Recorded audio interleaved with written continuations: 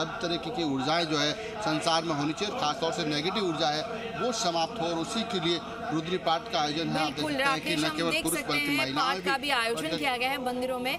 आप बने रहिए हमारे साथ। दीपक का रुख करेंगे। दीपक, तारकेश्वर महादेव मंदिर में सजावट कैसी है और आज दिन भर क्या कुछ आयोजन किया जा रहा है? बिल्कुल, देखिए दिन भर तो भगवान भोलेनाथ का अभिषेक होगा और शाम को ये अभिषेक 1.25 लाख बेलपत्रों की झांकी में यहाँ तब्दील हो जाएगा।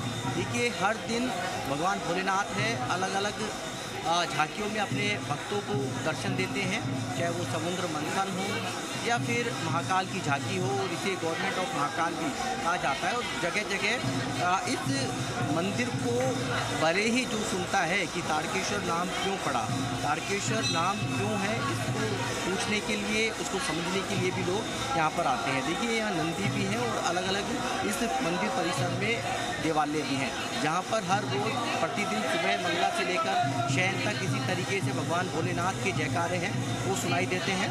और सबसे बड़ी बात यह है कि इस मंदिर में लंबी कतारें तो हैं, तो उसे भीड़ को कंट्रोल करने के लिए सिक्योरिटी पर्पज़ से पुलिस का जाब्ता भी यहाँ पर तैनात है। ये जो आप कतारें देख रहे हैं ये तारकेश्वर मंदिर की भले ही कतारें हैं, लेकिन इनमें हर आँख में, हर चेहरे पर श्रद्धा है वो देखने को मिलती है।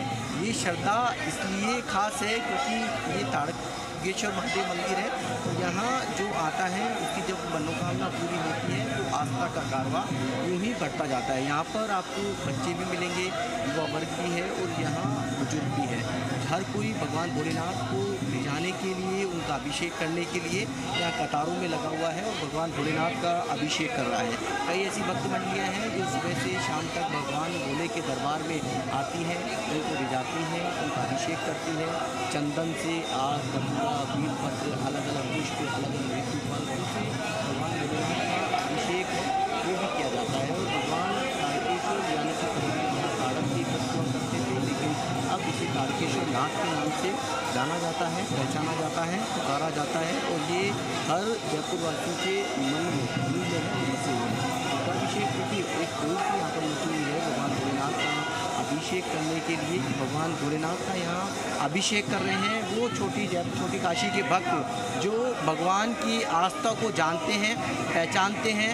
और जब इस आस्था को जानना और पहचान लिया जाता है तो आस्था का जो कारवा है वो भी बढ़ता जाता है। जयपुर के अंदर ऐसे भी देवालय हैं जिसमें अंबिकेश्वर भी है। देखिए विशेष योग्यजन हैं, लाठी के सहारे खुद चल रहे हैं लेकिन भगवान की भक्ति को नहीं भूल रहे हैं। ये आस्था का एक तस्वीर जो झलकती है कि भगवान भले ही लाठी के सहारे किसी कंधे को सहारा लेकर चल रहे हैं, लेकिन आस्था है डगमगाती हुई नज़र नहीं आ रही है। ये वो लोग हैं, वो कावड़िए हैं जो अलग अलग जगहों से कावड़ लेकर आए हैं और भगवान भोलेनाथ का अभिषेक कर रहे हैं। और सबसे बड़ी चीज़ है कि जयपुर के अंदर चाहे झारखंड महादेव की बात करो, चाहे चमत्कारेश्वर मंदिर की बात करो, चाहे अंबिकेश्वर महादेव मंदिर की बात करो, शिवालयों की लंबी फहरिस्त है और शिवालयों की अलग मान्यता, अलग किंवदंतियाँ, अलग इतिहास भी है। और साथ में अंबिकेश्वर महादेव यानी कि बारिश के दिनों में जब इंद्रदेव मेहरबान होते हैं तो जो भूगर्भ है उनका जो जल है वो भगवान भोलेनाथ का अभिषेक करता है, शिवलिंग के ऊपर आ जाता है।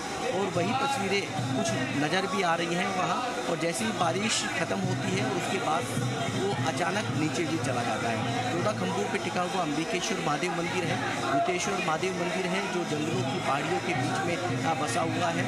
अलग अलग मंदिरों की अलग अलग आस्था है, अलग अलग किंवदंतियाँ हैं, अलग अलग इतिहास है। इतिहास के साथ में मान्यता और मन्नत और तमाम चीज़ें इस मंदिरों से, शिवालयों से जुड़ी हुई है। देखिए चांदी का दरवाज़ा भी है, ये तारकेश्वर नाथ का चांदी का दरवाज़ा पिछले कुछ सालों में ही इसका निर्माण कराया था। सब सुबह मंगला जब झांकी होती है तो यहाँ गेट बजाकर भगवान भोलेनाथ की चौखट यानी कि गेट है उसको खोला जाता है। और उसके बाद में जो तस्वीरें यहाँ पर बनती है वो आस्था के अंदर डुबकी लगाती हुई वो तस्वीरें साफ तौर पर नज़र आती है। तो ये छोटे छोटे बच्चे, युवा वर्ग हैं, चाहे बुजुर्ग हो, महिलाएं हैं, सभी भगवान भोलेनाथ का अभिषेक करते हुए नज़र आ रहे हैं। दिन भर ये सिलसिला जारी रहेगा और शाम को 1.25 लाख बेलपत्रों की झांकी के साथ में यहाँ 56 भोग हैं उनकी झांकी भी यहाँ पर सजेगी।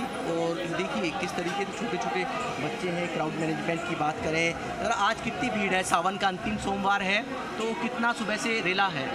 भीड़ पहले वही सुबह 4 बजे से 3 बजे से लग जाती है, काफ़ी भीड़ है, लेकिन आज सुव्यवस्थित तरीके से चल रही है। जैसे ये बैरिकेड्स लगा दिए तो हम वो रुक जाते हैं लोग, तो आज व्यवस्था में कोई कमी नहीं है और अच्छे से चल रही है व्यवस्था। श्रद्धालु भी आराम से कर ले अपने। सुबह कितनी भीड़ थी मंगला में?